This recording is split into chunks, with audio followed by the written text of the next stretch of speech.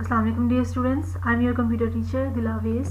आज आप पढ़ेंगे कंप्यूटर साइंस का chapter number 3 data communications, lecture number 6 of week 1। जो टॉपिक आज हम कवर करेंगे that is modem, features of modem and types of modem. सबसे पहले हम पढ़ेंगे कि मॉडेम क्या होता है। Modem stands for modulator and demodulator. Modulator क्या होता है? Modulator performs modulation and modulation is a process of converting digital signals into analog signals and send it over telephone lines. Modulation जो आपका मॉडेम होता है वो दो चीज़ों से मिलकर बना है, दो उसकी वर्किंग्स हैं। एक उसका है कि वो मॉड्यूलेशन परफॉर्म करता है और दूसरा डी मॉड्यूलेशन परफॉर्म करता है। मॉडेम के दो वर्ड्स हैं, एक है modulator and the second one is D modulator. यहाँ पर हम देख सकते हैं दो डिवाइसेस हैं जो कि आपस में डेटा कम्युनिकेट कर रही हैं। कंप्यूटर वर्क करता है बाइनरी फॉर्म में, 1-0 की फॉर्म में। अब जो कंप्यूटर में जो आपके सिग्नल्स होते हैं वो डिजिटल फॉर्म में होते हैं, लेकिन जब हम एक डिवाइस से दूसरी डिवाइस तक डेटा को सेंड एंड रिसीव करते हैं तो दरमियान में एक कम्युनिकेशन चैनल होता है। अब जो कम्युनिकेशन चैनल यहाँ पर हम इंटरनेट यूज़ कर रहे हैं, इंटरनेट की मदद से हम एक डिवाइस से दूसरी डिवाइस तक डेटा को ट्रांसफ़र कर रहे हैं, तो यहाँ पर टेलीफोन लाइंस यूज़ हो रही हैं। टेलीफोन लाइंस एनालॉग सिग्नल्स पर काम करती हैं, वो एनालॉग सिग्नल्स यूज़ करती हैं और हमारा जो कंप्यूटर है वो डिजिटल फॉर्म में वर्क करता है। अब हमें डिजिटल सिग्नल्स को उस फॉर्म में कन्वर्ट करना पड़ेगा ताकि वो जो हमारे सिग्नल्स हैं वो कम्युनिकेशन चैनल यानी कि टेलीफोन लाइंस के ऊपर ट्रांसमिट हो सकें। इसके लिए हमें एक डिवाइस यूज़ करना पड़ेगी जो कि है मॉडेम। यानी कि मॉडेम क्या करेगा कि जो कंप्यूटर के डिजिटल सिग्नल्स हैं उनको इस फॉर्म में कन्वर्ट करेगा ताकि वो सिग्नल्स टेलीफोन लाइन के ऊपर ट्रांसमिट हो सकें। तो हमारी telephone lines analogue signals transmit करवाती हैं, जिसकी वजह से हमें जो हमारा मॉडेम है वो क्या करेगा, जो कंप्यूटर से ट्रांसमिट करदा डिजिटल सिग्नल्स होते हैं उनको एनालॉग सिग्नल्स में कन्वर्ट करता है, यानी कि मॉड्यूलेशन का प्रोसेस करता है। देन हमारे एनालॉग सिग्नल्स जो हैं वो कंप्यूटर तक पहुंचेंगे, लेकिन क्योंकि हमारा रिसीविंग डिवाइस वो भी डिजिटल सिग्नल्स पर ही काम करती है, वो एनालॉग सिग्नल्स को नहीं समझती, तो इसके लिए यहाँ पर भी हमें मॉडेम की ज़रूरत पड़ेगी जो कि क्या करेगा, हमारे कन्वर्टेड एनालॉग सिग्नल्स को दोबारा से डिजिटल सिग्नल्स में कन्वर्ट करेगा ताकि कंप्यूटर को समझने में आसानी हो। तो यहाँ पर दोनों साइड्स पर मॉडेम यूज़ होंगी। ये वाला मॉडेम मॉड्यूलेशन का काम करेगा और ये वाला मॉडेम डीमॉड्यूलेशन का काम करेगा। मॉड्यूलेटर जो है वो क्या करता है, converting digital signals into analogue signals, यानी कि वो डिजिटल सिग्नल्स को एनालॉग सिग्नल्स में कन्वर्ट करता है ताकि डेटा को टेलीफोन लाइंस के ऊपर सेंड कर सके। और डीमॉड्यूलेटर जो है वो क्या काम करता है, डीमॉड्यूलेशन करता है, यानी कि वो कन्वर्ट करता है एनालॉग सिग्नल्स को डिजिटल सिग्नल्स में ताकि जो रिसीविंग कंप्यूटर है वो भी उन सिग्नल्स को समझ सके। तो मॉड्यूलेशन का दो काम है हमारे पास, मॉडेम के दो काम है, एक क्या है मॉड्यूलेशन और एक दूसरा काम है डीमॉड्यूलेशन। नेक्स्ट टॉपिक जो हम पढ़ेंगे वो है फीचर्स ऑफ मॉडेम। फीचर्स कौन कौन सी कैरेक्टरिस्टिक्स है हमारे पास मॉडेम की। Number 1 is speed. स्पीड क्या होता है, the rate at which a modem converts the digital signals into analogue signals and transmit over communication media is called modem speed. यानी कि एक ऐसा रेट या ऐसी स्पीड जिस स्पीड से हमारे डिजिटल सिग्नल्स एनालॉग सिग्नल्स में कन्वर्ट हो रहे हैं, जिस स्पीड के साथ डिजिटल सिग्नल्स एनालॉग सिग्नल्स में कन्वर्ट हो रहे हैं वो मॉडेम की स्पीड कहलाती है। यानी कि किस स्पीड के साथ एक modem analogue signals digital signals को एनालॉग में या फिर एनालॉग सिग्नल्स को डिजिटल सिग्नल्स में कन्वर्ट करता है। हमारे पास जो स्पीड है वो बिट्स पर सेकंड में मेजर की जाती है, बीपीएस में मेजर की जाती है कि इस मॉडेम की स्पीड इतने बिट्स पर सेकंड है। डिफरेंट मॉडेम्स जो है उनकी डिफरेंट स्पीड्स है। कुछ हमारे पास पहले के जो मॉडेम्स थे उनकी स्पीड 2400 बिट्स पर सेकंड थी।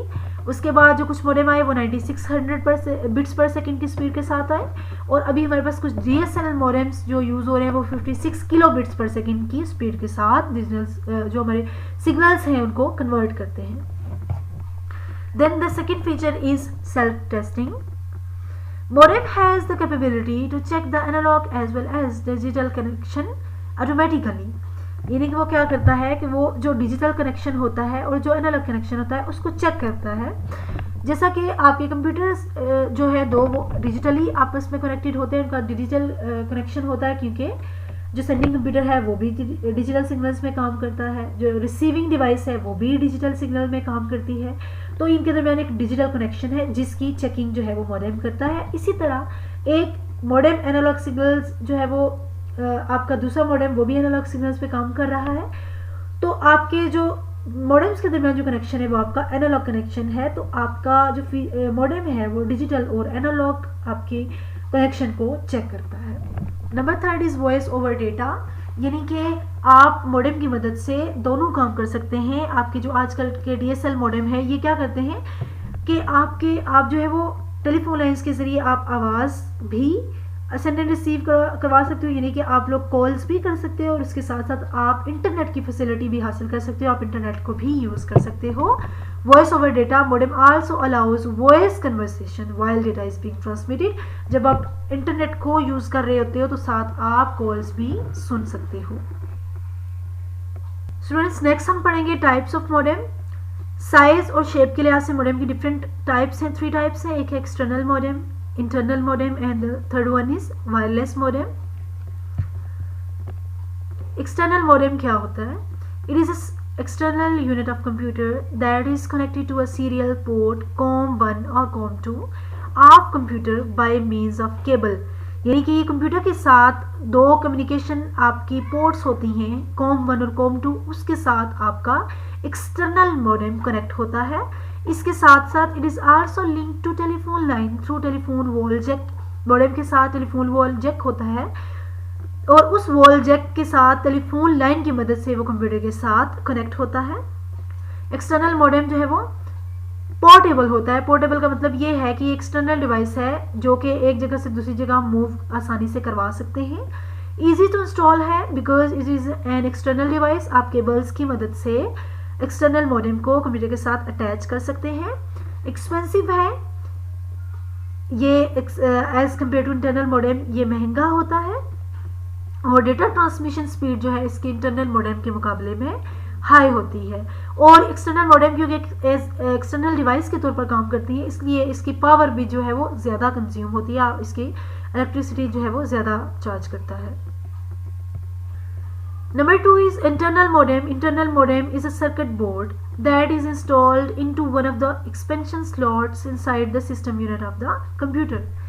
Internal modem एक circuit board की तरह होता है as you can see in the figure, कि यहाँ पर आपके सिस्टम यूनिट के अंदर मदरबोर्ड के ऊपर डिफरेंट तरह के एक्सपेंशन स्लॉट्स होती हैं जिनके ऊपर ये अटैच किया जाता है, इसको इंस्टॉल किया जाता है।